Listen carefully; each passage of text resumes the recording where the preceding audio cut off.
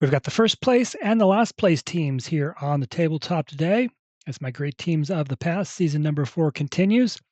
This is week number 2. This is game day number 6. We are still very early in this 32-game season for each of the 8 teams in the league.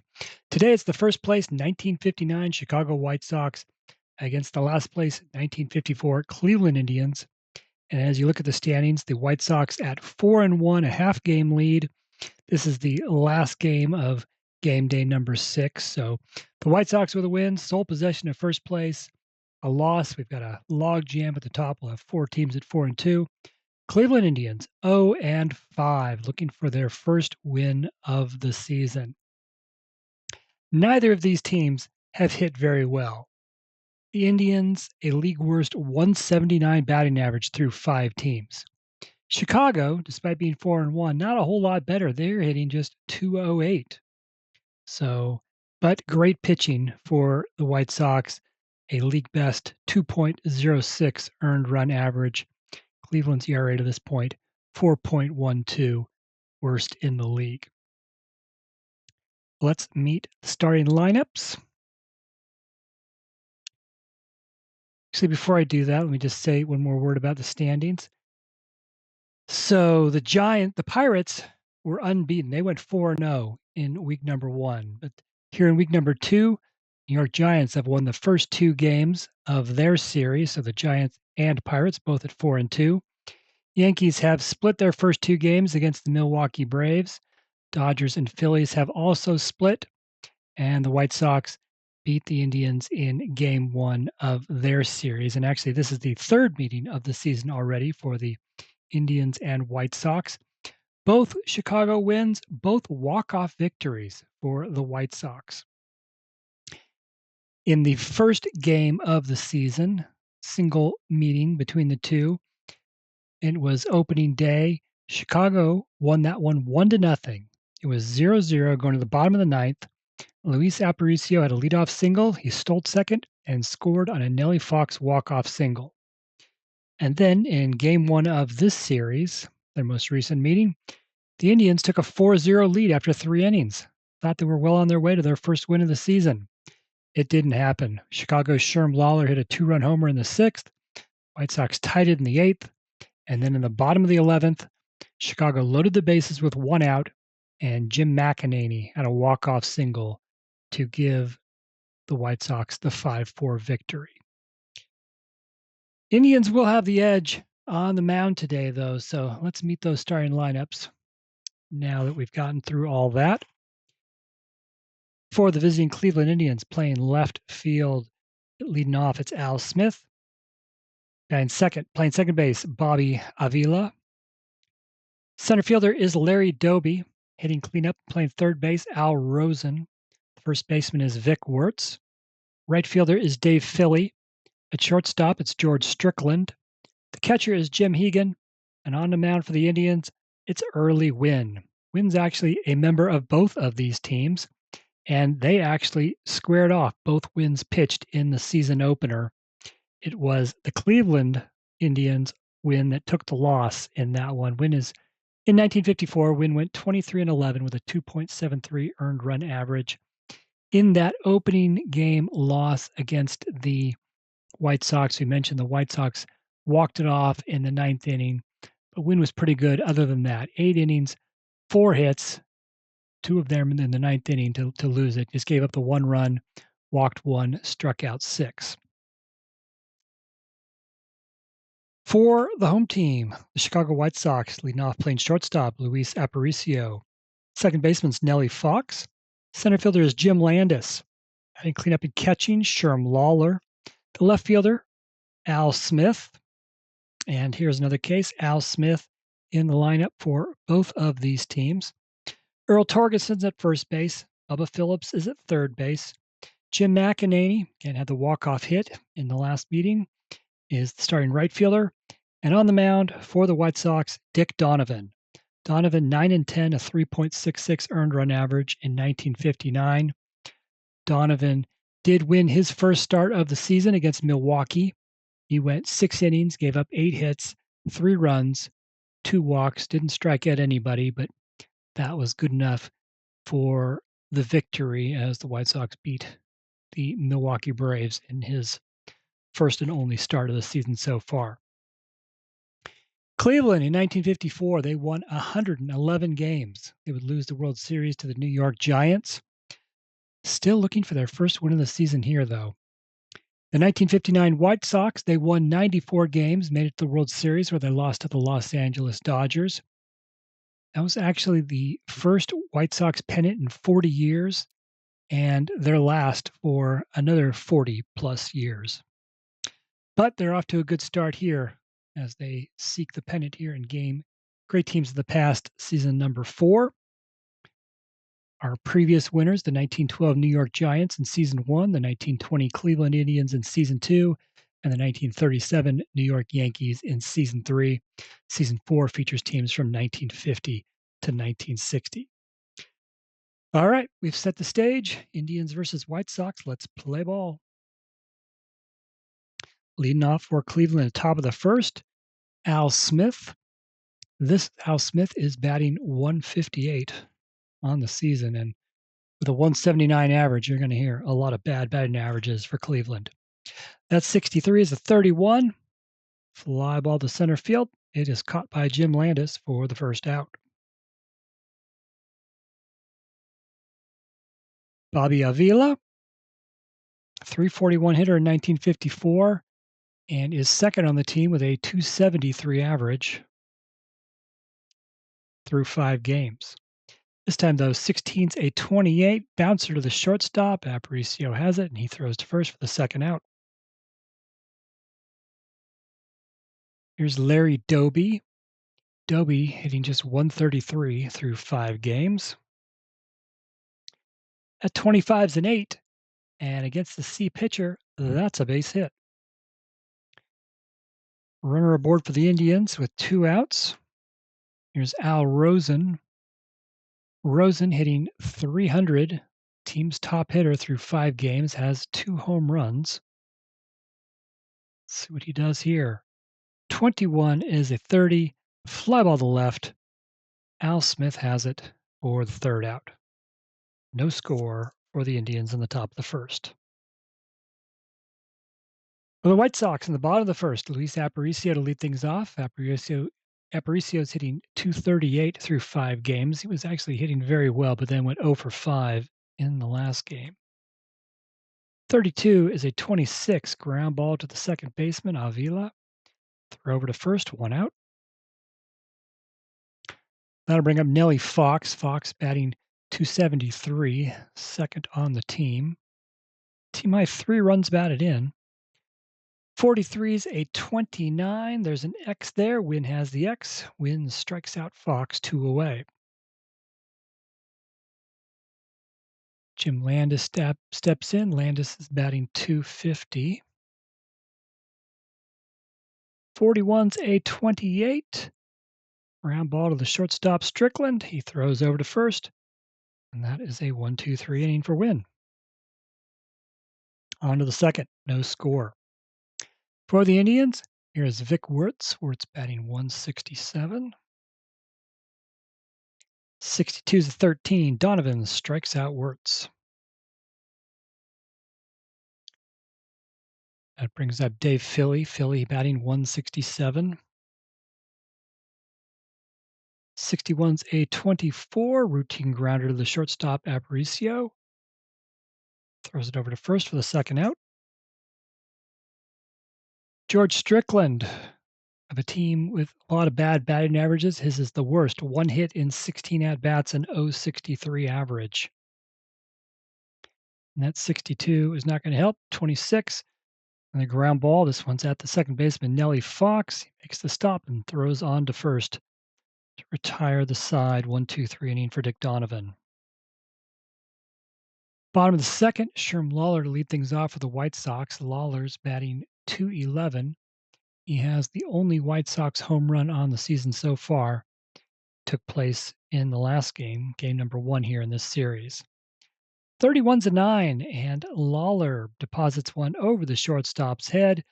It'll fall in and left for a base hit. Both teams now have 1 hit on the game. Here is the White Sox's Al Smith.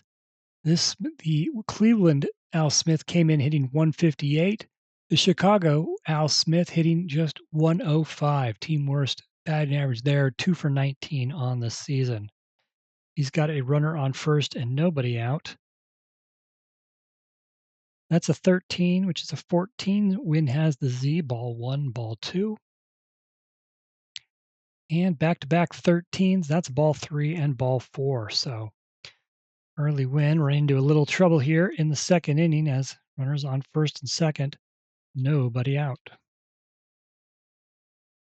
Earl Torgeson comes to the plate. Torgeson's batting .214.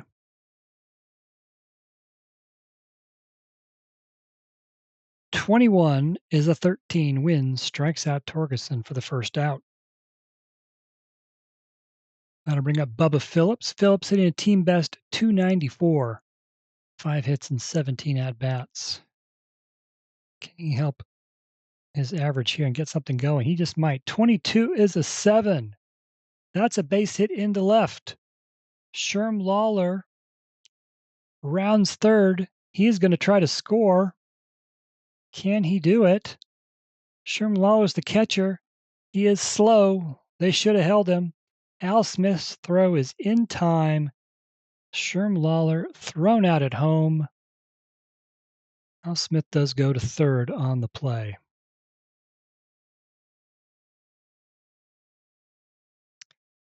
So a missed chance there for the White Sox, and now runners on first and third.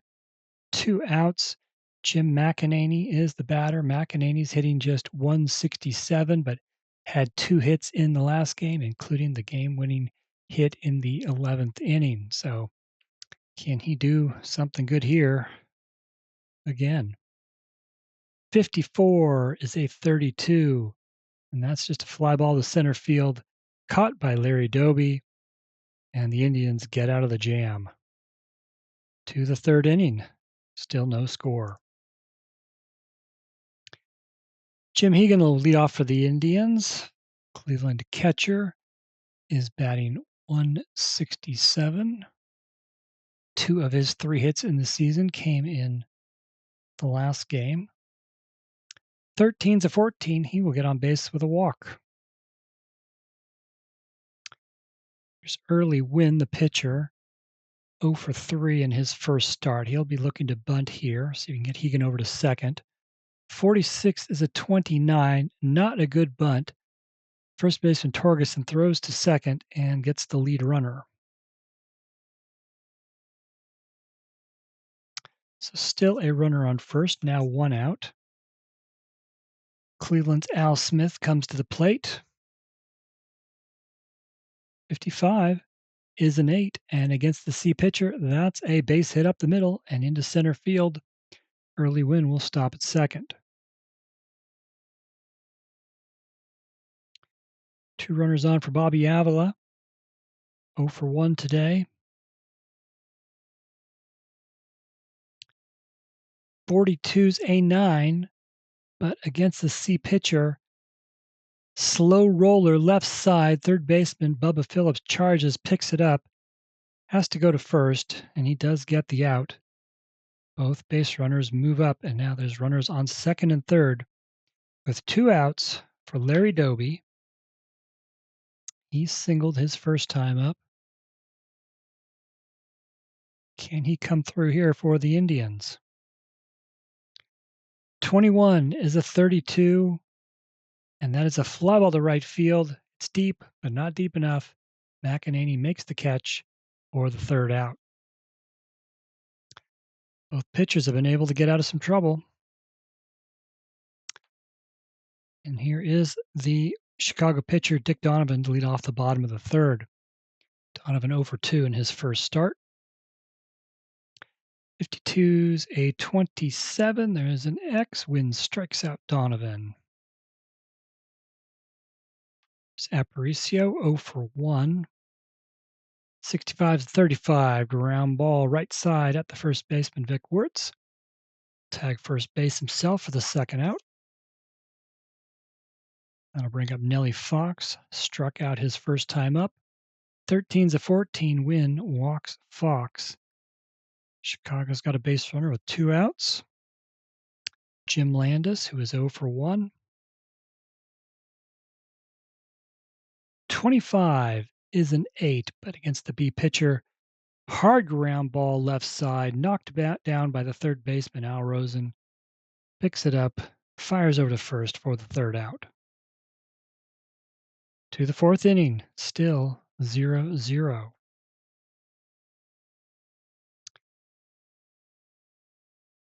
4, 5, 6 hitters for Cleveland. There's Al Rosen, 0 for 1.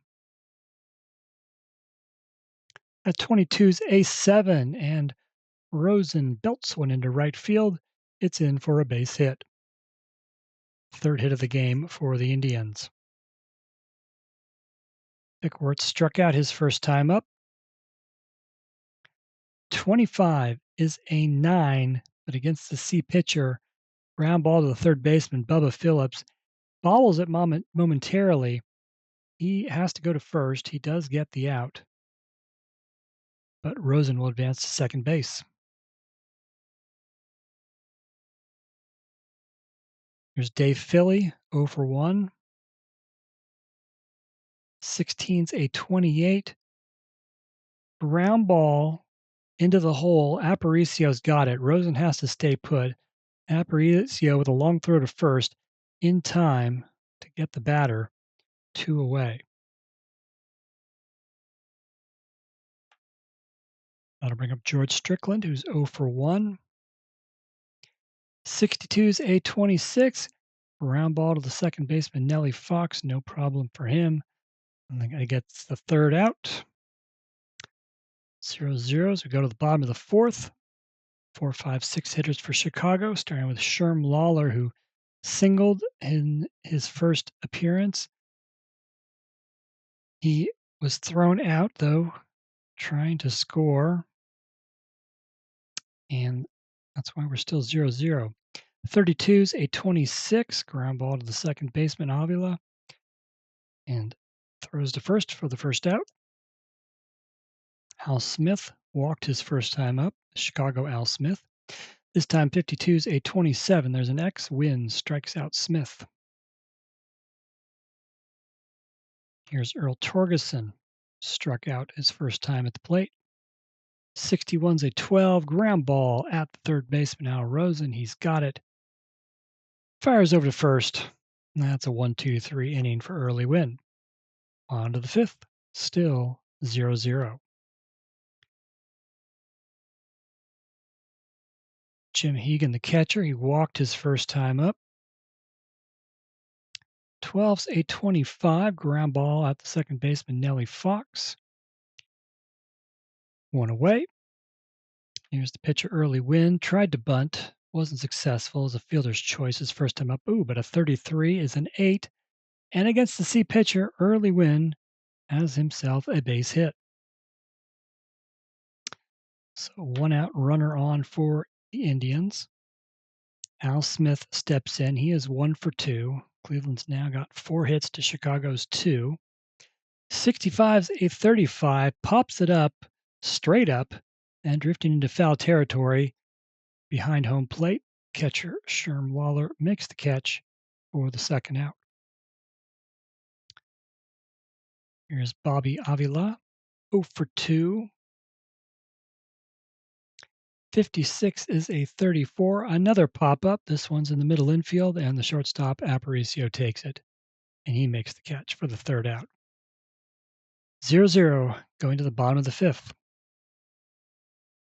Bottom of the order for Chicago, 7, 8, 9 hitters. Here's Bubba Phillips. Singled his first time up, and he is the team's top hitter on the season. Coming in today at 294.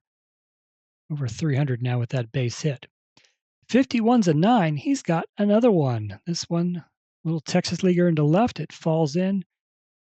Bubba Phillips, 2 hits today, and 2 of the 3 Chicago hits to this point. So leadoff runners aboard for Chicago in the bottom of the 5th. Here's Jim McEnany, who is 0 for 1. 23 is a 29.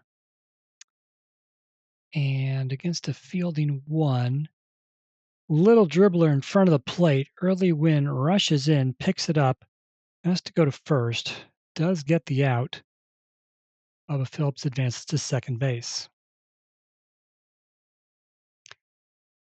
I'm going to bring up Dick Donovan. Struck out his first time up. And I guess we will let him swing away and see if anything good can come of it. Maybe 15's a 23. Oh no. Well, not really good for either side here. Wynn makes the pitch. Phillips takes off and attempts to steal third. Donovan takes. Hegan's throw to third is in time to get Bubba Phillips. They tag him out, but oh no, it appears Phillips has spiked Al Rosen, and Al Rosen is hurt. And Al Rosen's day is done. So, bad for the White Sox because they just lost a potential runner in scoring position. Bad news for the Indians because they just lost their best hitter. Al Rosen came into today hitting 300 with 2 home runs, and he is going to have to take a seat. Rudy Rigalato trots off the bench and takes Rosen's place. Third. We'll have to see if Rosen can make it back for game 3 of this series. We'll find out after the game. But, okay, that now brings us to 2 outs, nobody on base. Pitcher Donovan is still at the plate. 43's a 29. There's an X there. Wynn strikes out Donovan for the second time. And now we go to the 6th inning, still 0-0. Well, so far 4 hits for Cleveland, 3 hits for Chicago. We mentioned these were not good hitting teams. Cleveland with a 179 average after 5 games. Chicago, despite their 4-1 record, hitting just 208. This has been, I would say it's been a pitcher's league, but teams have scored a fair amount of runs, but the batting averages have been pretty bad.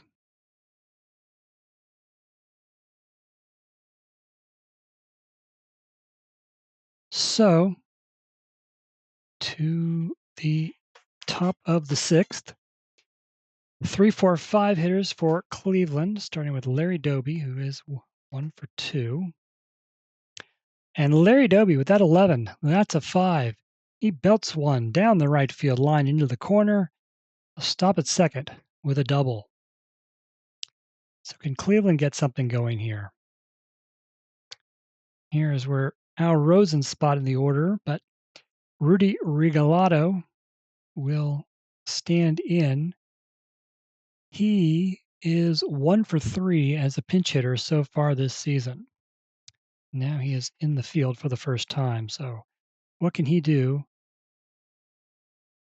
with nobody out? Feels like runs are going to be at a premium in this game. We're going to have Rudy sacrifice. 43 is a 29. Didn't work. That's a strikeout.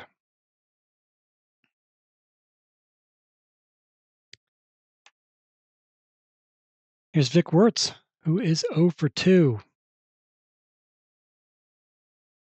65 is 35. Pop up. Foul territory left side. But it's going to stay in the park, and the third baseman Phillips will make the catch for the second out. Can Dave Philly come through with a runner in scoring position? He is 0 for 2. 43 is a 29. Ground ball to the first baseman Torgerson. He flips it to Donovan covering first for the third out. Larry Doby doubles. Nothing comes of it. On to the bottom of the 6th. Top of the order for Chicago. Here's Luis Aparicio, 0 for 2. At 51's a 10. That is lined into center field for a base hit. Fourth hit of the game for Chicago. Bring up Nellie Fox. We don't do this very often, but Fox is going to hit and run. 23's at 29. Ground ball back to the pitcher. Hit and run eliminated the double play possibility. Wynn has to go to first. He does get the out. Aparicio goes to second. So, runner in scoring position, 1 out for Jim Landis, who is 0 for 2. Drove in 2 runs in the first 5 games of the season. 34 is a 31. Shallow fly ball to center. Doby races in, makes the catch, 2 away. Sherm Lawler, he is 1 for 2. Can he come through and break this scoreless tie? 53 is a 19, and Wynn's pitch hits Lawler in the back. Hit by pitch. He'll take first. Now runners on first and second with 2 outs. Chicago's Al Smith, 0 for 1 today with a walk. Just 2 for 20 at the plate this season. Can he break out of his slump, come through the big hit here? 61 is a 12. That's a grounder to short. Strickland has it, flips it to second base, and the side is retired. 0-0 to the 7th. 7, 8, 9 hitters for Cleveland. George Strickland to lead things off. He's 0 for 2. 65 is a 35. Hits a ground ball at the first baseman, Torgerson. He takes himself for the first out. Jim Hegan's 0 for 1 with a walk. 12's a 25. Bouncer to the second baseman, Nellie Fox. Tosses it over to first. 2 outs. Here's the pitcher, early Wynn. 1 for 2. 52's a 27. Ground ball at the third baseman, Bubba Phillips. Throws across the diamond for the third out. 1, 2, 3 inning for Dick Donovan. After the 7th inning stretch, the White Sox bring up the 6, 7, and 8 hitters, starting with Earl Torgerson, who is 0 for 2. That 15 is a 10, and he lines one into center field. Leadoff single for Earl Torgerson.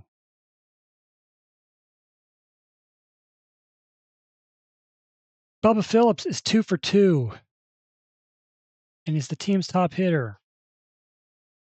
I would normally sacrifice here, but this guy's cooking. We got to let him hit. Bubba Phillips, not this time. 32's at 26. Ground ball to second baseman, Avila to Strickland. On to first. Not a double play. Phillips beats it out. Lead runner's retired, though. So 1 out. Runner on first for Jim McEnany. 35 is a 14. Ball 1, ball 2 against the Z pitcher. 25 is an 8 against the B pitcher, though. Ground ball down the third base line. Regalado stabs at it, catches the ball, throws on to first, and gets the second out. Phillips advances to second base.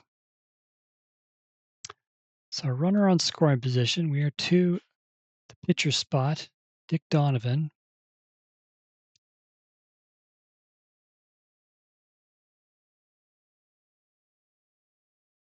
Tempted to send up a pinch hitter here, but Donovan has a shutout going. Ah.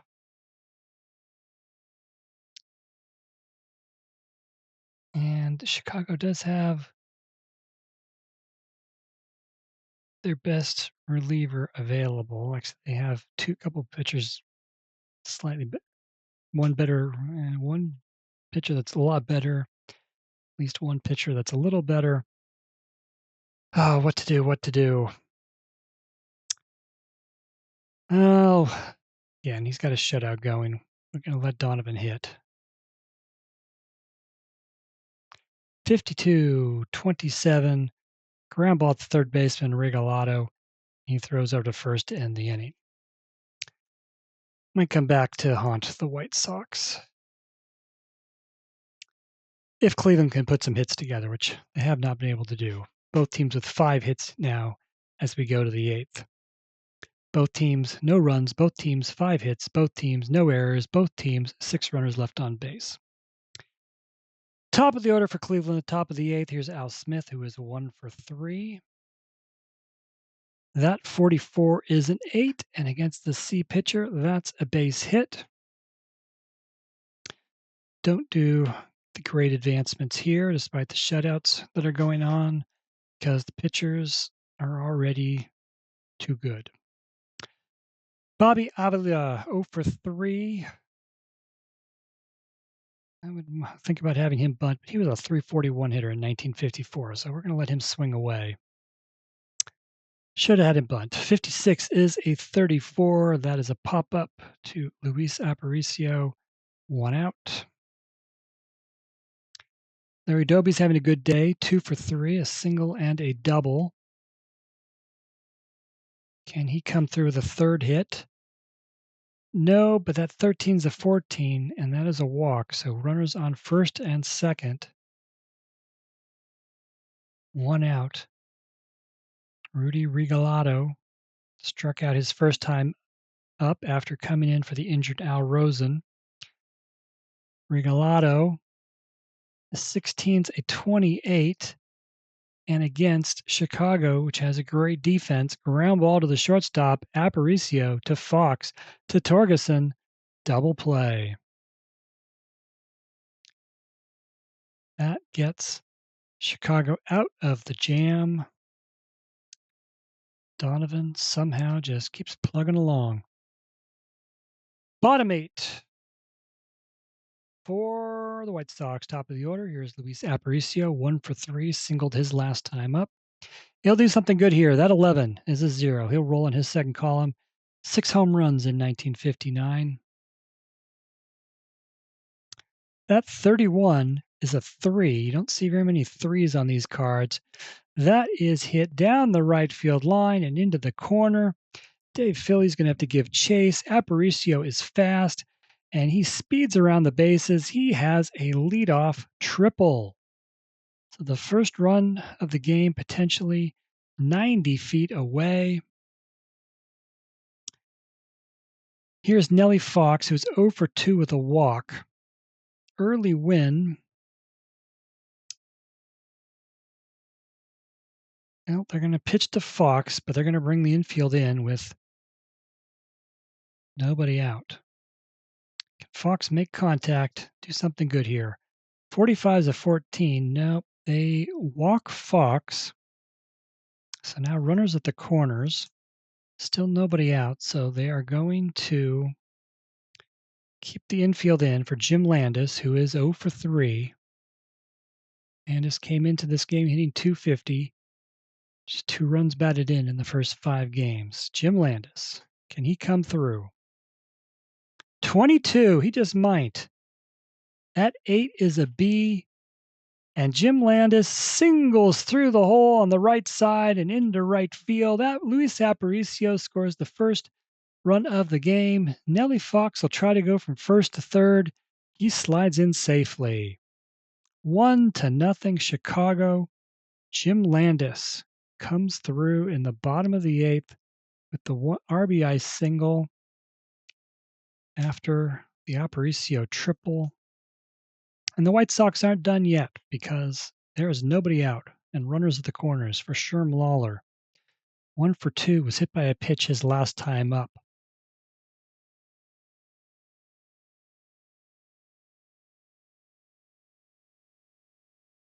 Thirteen's a 14.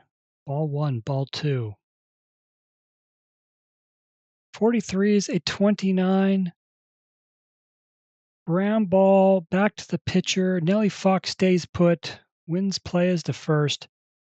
Gets the out. Landis does go to second, so first out is made. But now there are runners on second and third. With the one out, that brings up Al Smith. Infield comes in. Won't matter. That 11. Smith will roll in his second column. 17 homers in 1959. And the White Sox might have just broken this game open.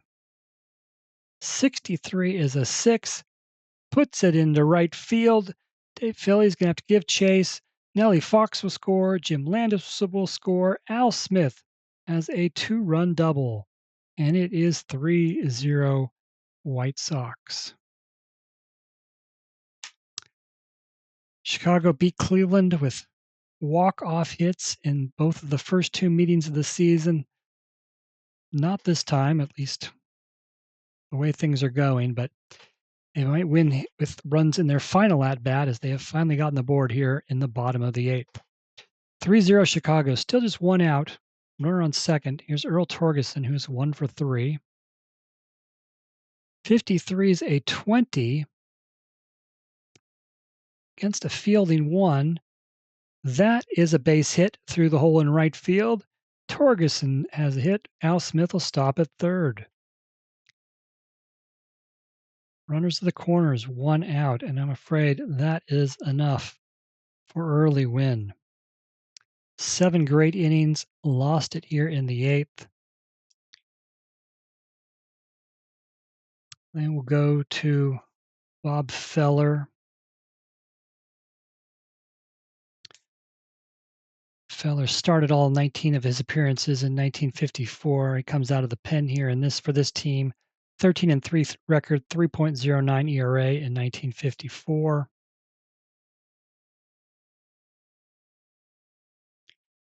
Feller is making his 3rd appearance of the season. He is 0-1 with a 9.00 ERA. He's given up 3 runs in 3 innings. Looking to put this fire out, though. First and third, 1 out. Bubba Phillips, who is their top Chicago hitter and 2 for 3 today. Cleveland with 1 out. They're going to play deep and try to get a double play. 41's a 24. And what do you know? Ground ball to the second baseman Avila, to Strickland, to Wirtz. Double play.